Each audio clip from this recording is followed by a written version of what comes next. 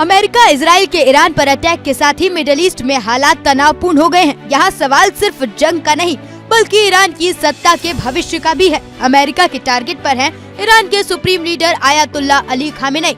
85 साल के supreme leader Ayatollah Khamenei की सबसे बड़ी दुश्मन उनकी ढलती उम्र और उनका स्वास्थ्य है। इन्हीं चुनौतियों के बीच खामेनेई उत्तराधिकारी चुनने की प्रक्रिया तेज कर चुके हैं। बड़ा सवाल ये कि अगर खामेनेई युग का अंत होता है तो ईरान की सत्ता किसके हाथ जाएगी। 1989 में ईरान के संस्थापक रुहुल्लाह खुमैनी की मृत्यु के बाद खामेनेई को सुप्रीम लीडर चुना गया। ईरान में सुप्रीम लीडर ही सेना के कमांडर इन चीफ होते हैं। विदेश नीति, परमाणु कार्यक्रम, न्यायपालिका, सब पर अंतिम मोहर उन्हीं की होती है।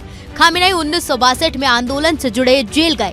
1979 की इस्लामी क्रांति के बाद सत्ता के केंद्र में आए और धीरे धीरे देश के सबसे ताकतवर व्यक्ति बन गए। आरोप है कि उनके नियंत्रण वाले धार्मिक ट्रस्ट और कारोबारी उनकी नीतियों ने गाजा में हमास, लेबनान में हिजबुल्लाह और यमन में हूती मूवमेंट जैसे समूहों को मजबूती दी और यही इजराइल के साथ सीधा टकराव बना। अब बात ईरान के प्रमुख विपक्षी संगठन की जो खामेनेई की गद्दी पर नजर गड़ाए हुए हैं। इसमें पहला बड़ा विपक्षी संगठन पीपल्स मुजाहिदीन ऑफ ईरान, जिसे मुजाहिदीन खल या मीक भी कहा जाता है। 1960 के दशक में एक इस्लामिस्ट मार्क्सवादी छात्र मिलिशिया के रूप में इसकी शुरुआत हुई। 1979 की क्रांति में संगठन की गतिविधि ने निर्वासन में रह रहे खुमैनी की वापसी का रास्ता आसान किया, लेकिन सत्ता आने के बाद खुमैनी ने मीक को खतरा माना। सुरक्षा एजेंसियों, अदालतों और मीडिया के जरिए संगठन को कमजोर किया।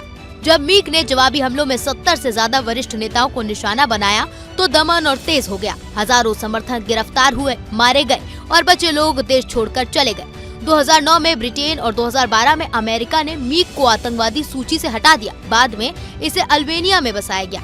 लेकिन आज सवाल ये कि क्या मीक के पास ईरान के भीतर जन समर्थन है? ज्यादातर रणनीतिक विश्लेषक मानते हैं कि फिलहाल नहीं, ईरान के अंदर इसकी पकड़ बेहद सीमित है। दूसरी ताकत ग्रीन मूवमेंट 2009 के राष्ट्रपति चुनाव में कथित धांधली के खिलाफ उभरा। कट्टरपंथी राष्ट्रपति महमूद अहमदीनेजाद की जीत 2 चुनौती दे गई। नेतृत्व में थे मीर हुसैन मौसी। लाखों लोग सड़कों पर उतरे लोकतांत्रिक सुधार और अधिक स्वतंत्रता की मांग के साथ। लेकिन फरवरी 2010 में आंदोलन को बेरहमी से कुचल दिया गया। नेताओं को गिरफ्तार किया गया, मौसवी को नजरबंद किया गया। यह आंदोलन इस्लामी गणराज्य की जड़ों को उखाड़ फेंकना नहीं चाहता था, बल्कि उसके भीतर सुधार चाहता था। यही इसकी ताकत भी थी और सीमा भी।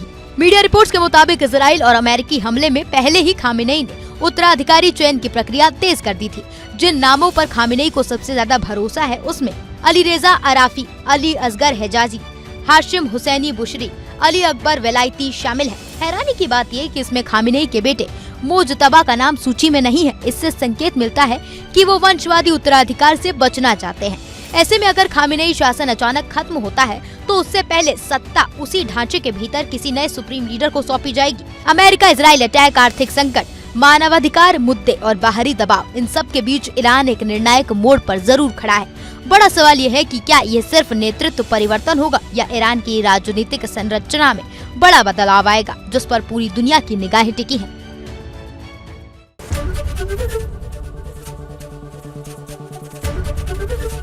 एबीपी गंगा, खबर आपकी, जुबान आपकी।